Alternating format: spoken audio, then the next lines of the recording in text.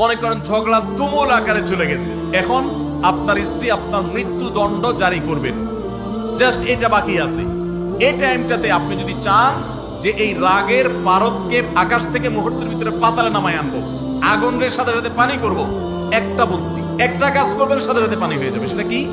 আমি সৌদি আরবে প্রবাসে যখন ছিলাম আমি দেখেছি অনেক বাংলাদেশি ভাইয়েরা, তখন নেটের এত বেশি প্রচলন ছিল না, তারা মোবাইলে একটার পর একটা কার্ড রিচার্জ করতো 50 রিয়াল 100 রিয়াল দিয়া। কেন?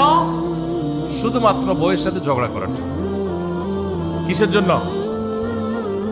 কারণ কথা বলতেছে, মনে করেন কোন একটা বিষয় নিয়ে তুমুল বিশ্বযুদ্ধ বেঁধে গেছে দুজনের, এখন এই পাশ থেকে ওই পাশ থেকে কথা চালাচালি ঝগড়াঝাড়ি চলতেছে, চিল্লানি চেঁচামেচি, হঠাৎ করে লাইন কেটে গেছে, ব্যালেন্স শেষ, দৌড় দিয়ে চলে গেছে দোকানে, এই তাড়াতাড়ি একটা কার্ড দেন ভাই, তাড়াতাড়ি রিচার্জ করতেছে। কেন? তাকে এখন কি করতে হবে? অসমাপ্ত ঝগড়ার সেকেন্ড ইনিংস শেষ করতে হবে।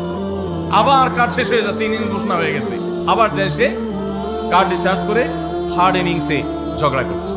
কত বড় বেকুব চিন্তা করে, কত বড় নির্বুদ্ধিতা। এই ঝগড়াটা স্বামী স্ত্রী দুই জায়গায় থাকেন, ফোনে যদি ঝগড়া হয়, আমি বুদ্ধি দেই যে ফোনটা যখনই দেখলেন যে ঝগড়া শুরু হয়ে গেছে, তখন সাথে সাথে মোবাইলটা অফ করে ফেলাতে, অফ করে 3 দিন মাত্র রাখেন, অন্য একটা নাম্বার বাটন ফোন দিয়ে আপাতত অফিসের কাজ কাম ছাড়েন, আর বইয়ের সাথে যোগাযোগের নাম্বারটা 3 দিনের জন্য বন্ধ রাখেন। 3 দিন পরে মোবাইলটা আস্তে করে ওপেন করেন। এবার নিয়তি করেন যে ঝগড়া এটাই হবে, বলে বলবেন দেখো তোমার সাথে ঝগড়া এখানে এই পর্যন্ত থামতেছে, আমরা এখান থেকে আবার শুরু করবো ইনশাল্লাহ 3 দিন পর। 3 দিনের বিরতি দিচ্ছি, যুদ্ধ বিরতি, যথারীতি 3 দিন পরে আমরা আবার শুরু করব। 3 দিন পরে যদি শুরু করেন, আমি তো দায়িত্ব নিয়ে বলতে পারি, লিখিত দিতে পারি আপনাকে, 3 দিনের পর যখন আবার নতুন করে শুরু করবেন, ইনশাআল্লাহ দেখবেন আগের ঝগড়ার যে দুইজনের একজনেরও আর কিছুই নেই। এখন বউরে যদি বলেন 3 দিন পরে ফোন দিয়ে বলেন, হ্যাঁ বলো তুমি জানি কি বলতেছিলা, দেখবেন যে আর কথা খুঁজে পায় না। আর আপনিও যদি বলেন যে হ্যাঁ আমি জানি কি বলতেছিলাম, দেখবেন এখন ঝগড়া করে জুত পাবেন না, গিয়ার একেবারে নরমালে চলে আসছে।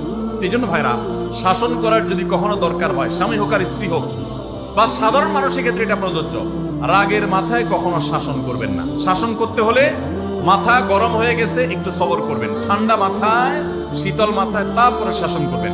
যখন রাগ উঠছে তখন কিছু বলতে যাবেন না। আপনার রাগ উঠছে আজকে, আপনি নিয়ত করেন আগামী 24 ঘন্টা পর এটার আমি বিচার করব, একটা বিহিত করব, এটার আমি কিছু একটা করে ছাড়বো।